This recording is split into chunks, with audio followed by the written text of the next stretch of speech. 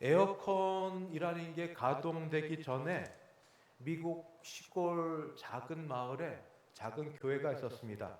주일 예배를 드리는데 그저 선풍기 이렇게 위에 도는 선풍기로 다 하던 때 마침 그 선풍기도 고장이 났습니다. 사람들이 더워서 어떻게 하지 못하고 짜증나고 막 손 부치하고 있을 때 목사님이 도무지 예배를 해도 집중이 안 돼서 갑자기 설교 주제를 확 바꿨습니다. 뭔지 아십니까? 지옥으로. 지옥이 얼마나 더운지 뜨거운지 이것과 비교할 수 없다고. 여러분 그래서 구원 잘 받으시라고. 예, 저는 정말 얼마 전에 아프리카나 동남아나 더운 그런 지역을 가면 햇볕 있는 데로 지나가는 것하고 그늘로 가는 것하고 차이가 있어서 햇볕 있는 데로 못 다닌다는 말을 남의 나라 말로 여겼습니다. 지금은 우리나라 일이 됐습니다. 밖에 가면 햇볕에 뛰어다녀야 돼요. 덥지만 뛰어서 얼른 그늘로 가 있어야 되고 안 그러면 탈 것 같은 이때 저는 지옥 얘기는 안 하겠지만 그래도 이렇게 더울 때 오신 여러분에게 하나님의 은혜가 충만하길 바라고 교회에 오셨는데 옷 잘 입은 사람 보러 오는 것도 아니고 세례 요한 또 예수님 말씀하신 것처럼 다른 일로 오신 것 아니라 구원 때문에 오셨으니 여러분 모두 구원받아 다 천국 가시기를 주님의 이름으로 축원하고 축복합니다. 한 분도 빠짐없이 다 천국 가시기를 바랍니다. 그런데 슬픈 소식을 전해드립니다. 여러분 천국 못 가요. 천국 못 갑니다. 왜냐하면 천국은 다른 말로 하나님의 나라라고 합니다. 하나님의 나라, 천국. 근데 하나님의 나라, 천국에 가려면 어떻게 되어야 가냐면 죄가 없어야 갑니다. 죄.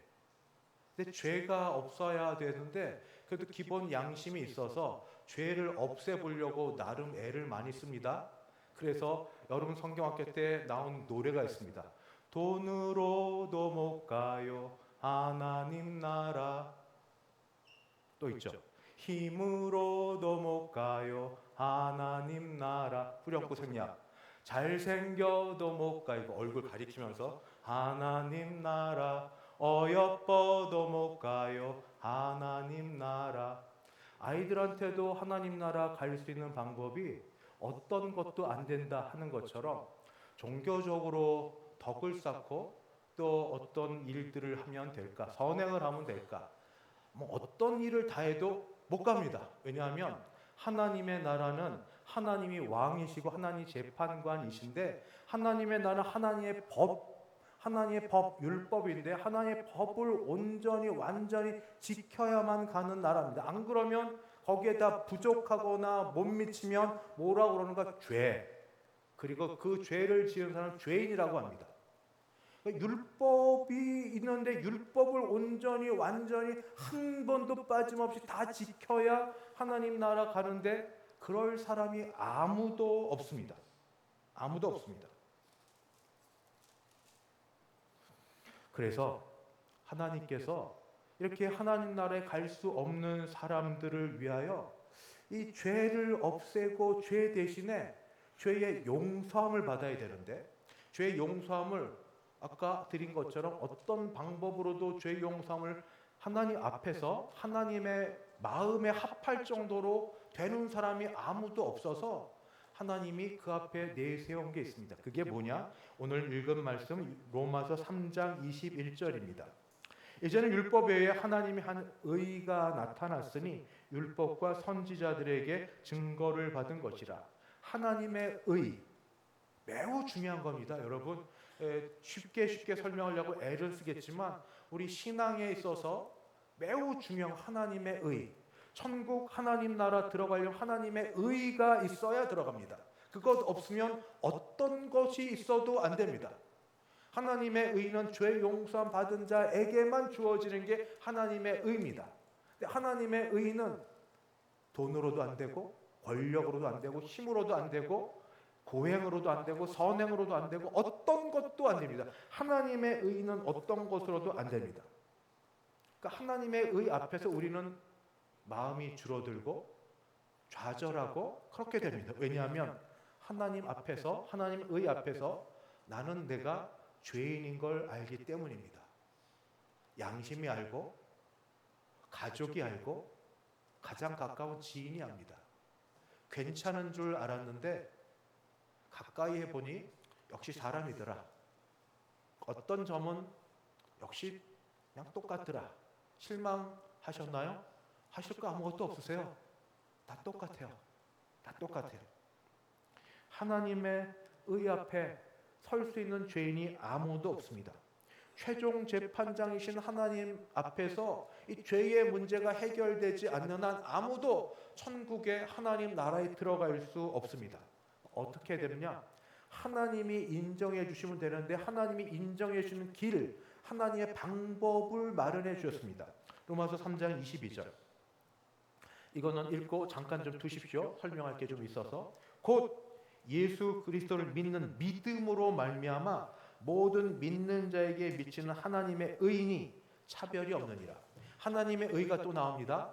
하나님의 의가 있어야 천국 간다, 구원받는다 말씀을 드렸습니다. 하나님의 의는 어떻게 얻는가? 믿음으로 말미암아 얻는다. 맞습니다. 맞습니다. 그러나 여기에 중요한 게 빠지면 안 됩니다. 그 앞에 어떤 믿음이냐? 예수 그리스도. 예수 그리스도. 예수 그리스도를 믿는 믿음으로 말미암아 얻어지는 하나님의 의. 잠깐 더 놔두십시오. 믿음 종교개혁자들이 또 지금도 오직 믿음으로만 맞습니다만 믿음을 잘못 강조하면 우리가 오해합니다. 믿습니다.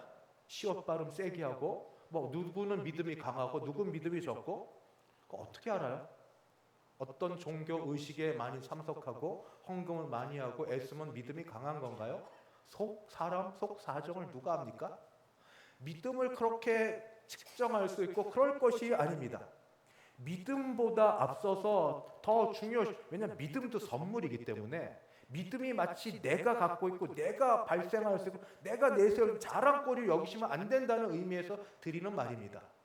믿음의 대상, 믿음으로 여겨지는 대상이 누구냐? 예수 그리스도. 예수 그리스도. 예수 그리스도. 그러니까 우리가 관심 가져야 될 건 믿음 이전에 예수 그리스도.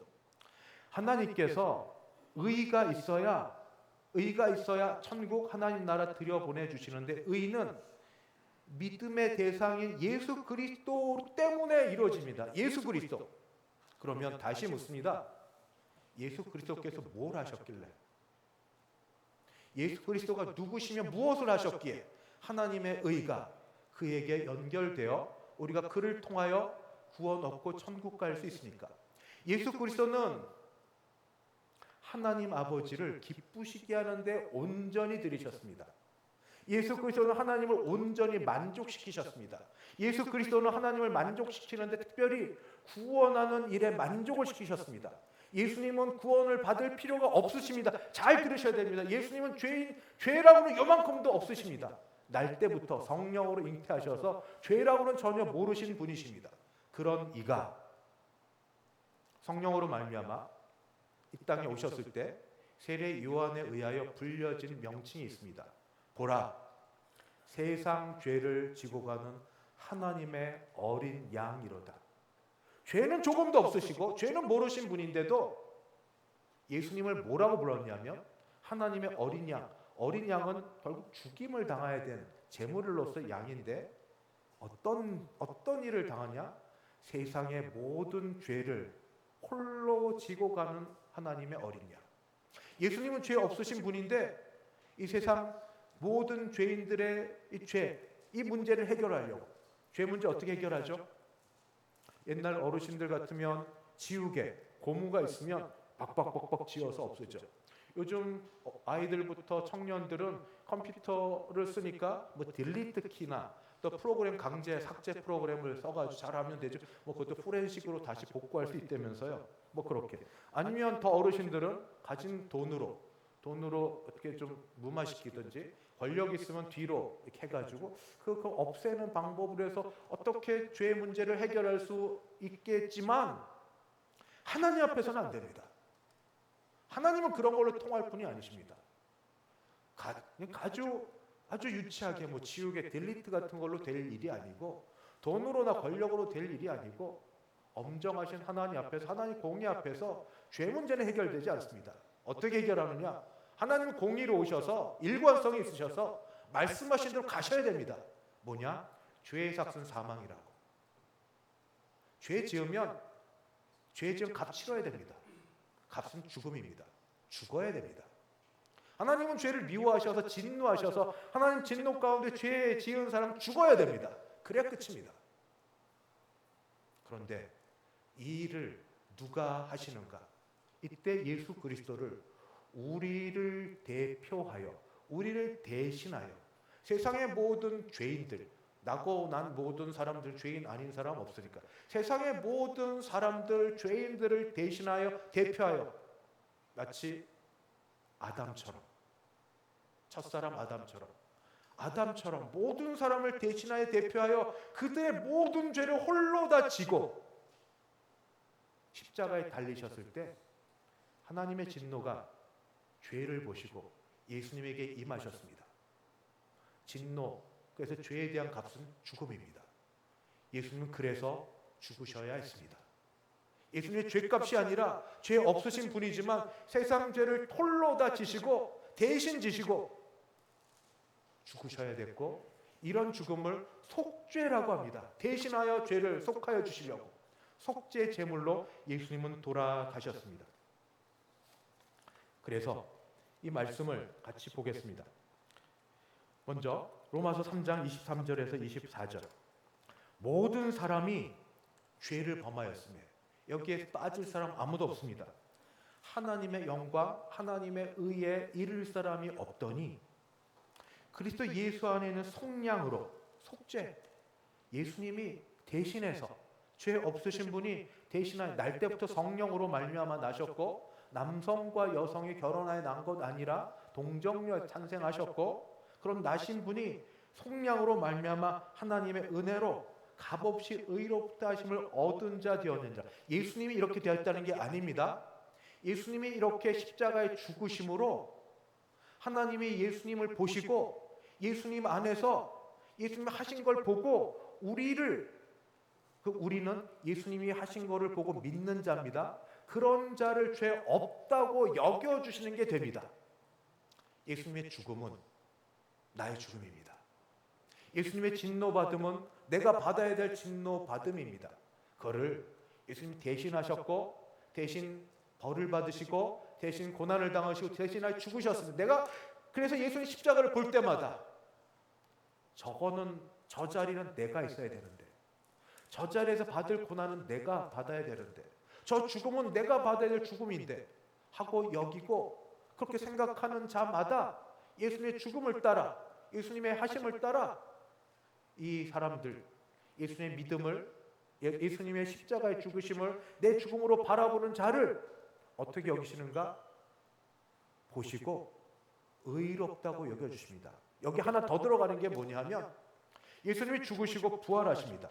좀 쉽게 얘기하면 죽으시고 나서 끝나면 순교자처럼 그냥 죽음으로 끝납니다.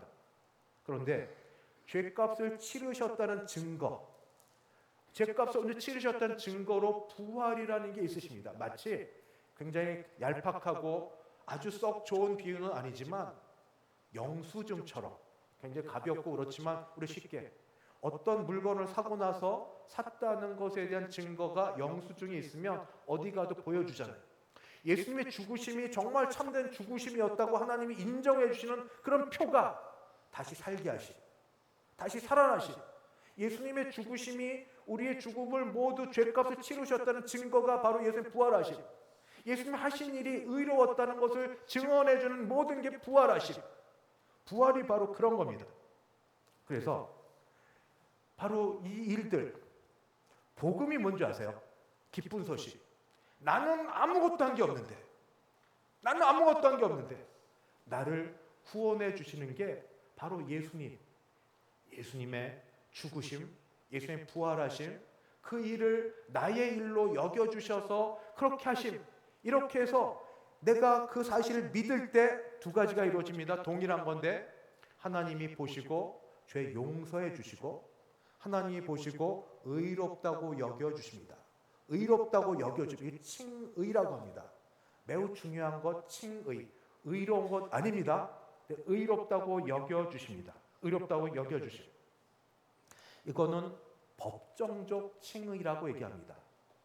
왜냐하면 우리 아시죠?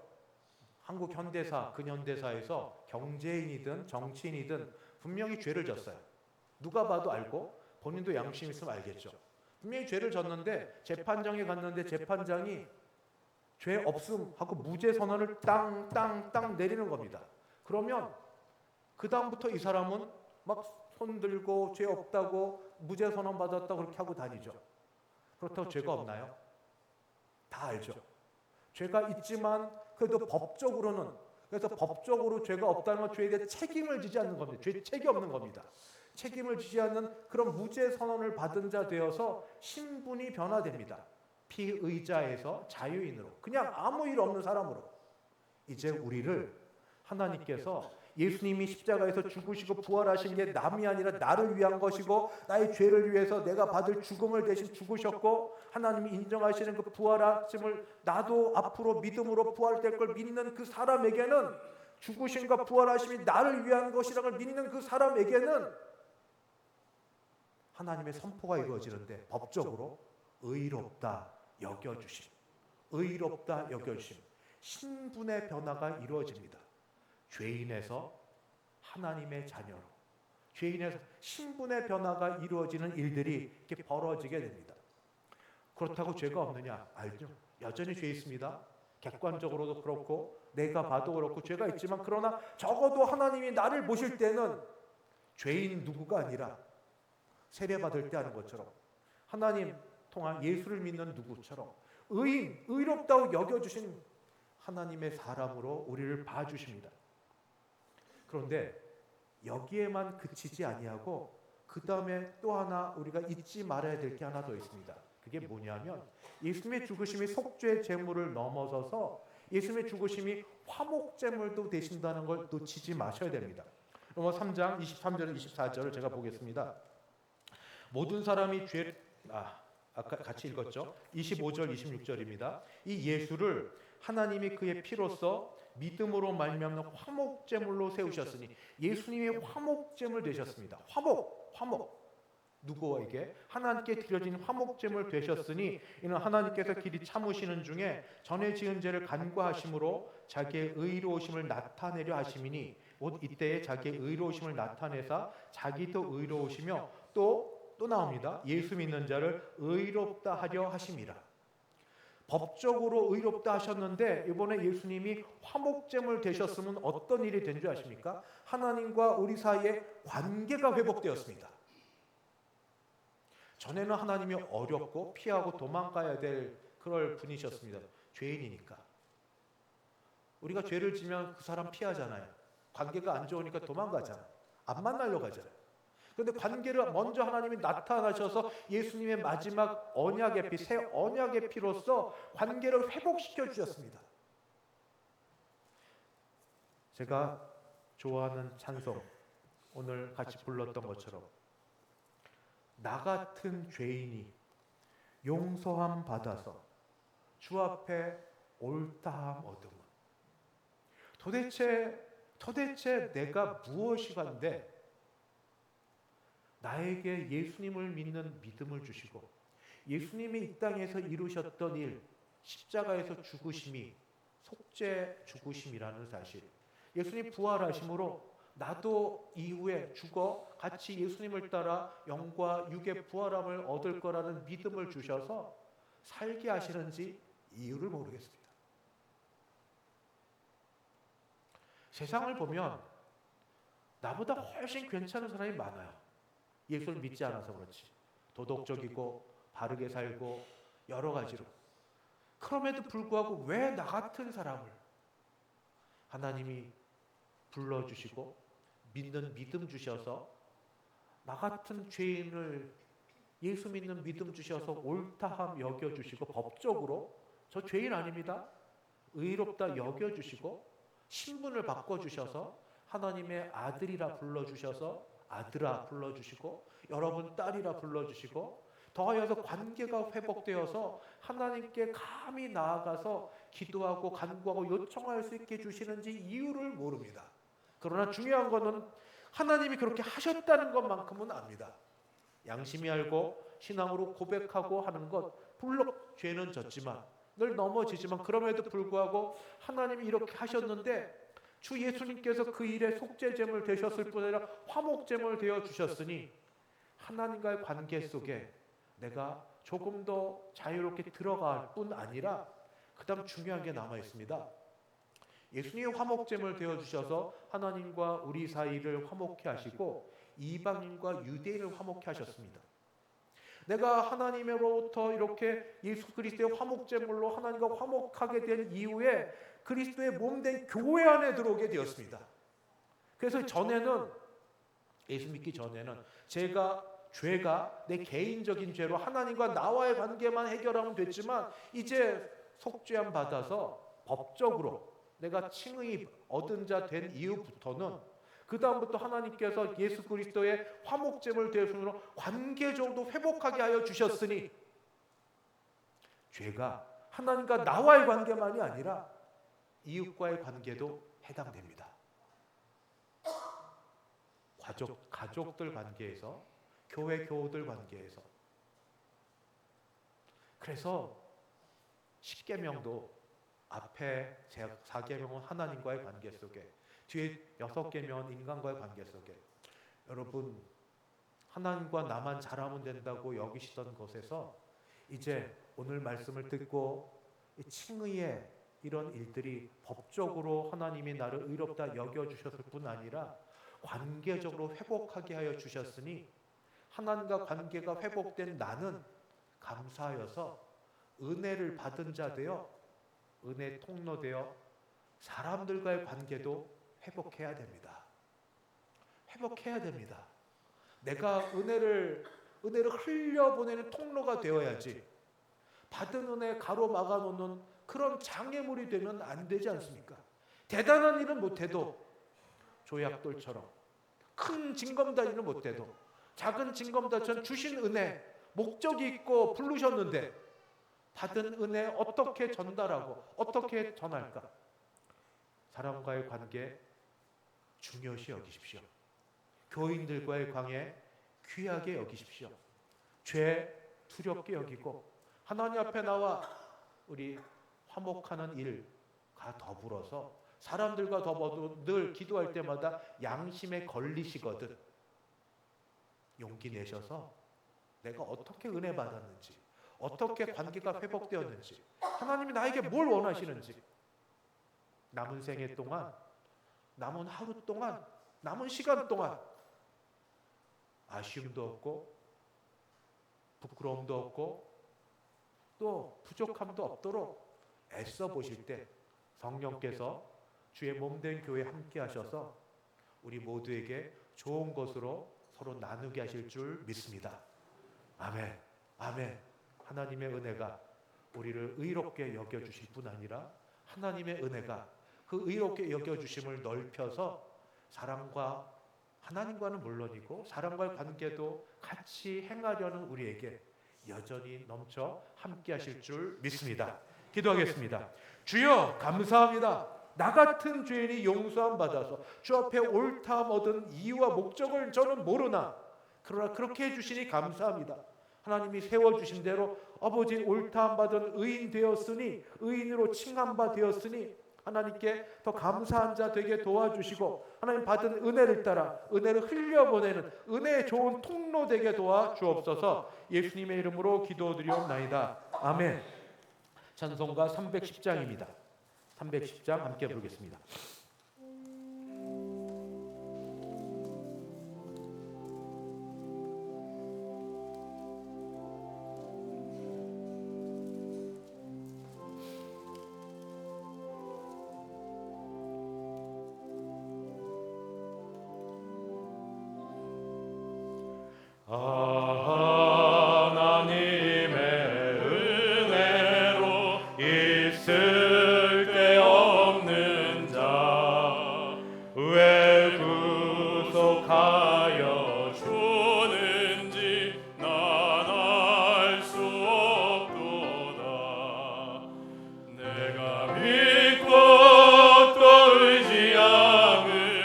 내 모든 영 하시는 주님 늘 보해 주실 것을 나는 확실히 아네.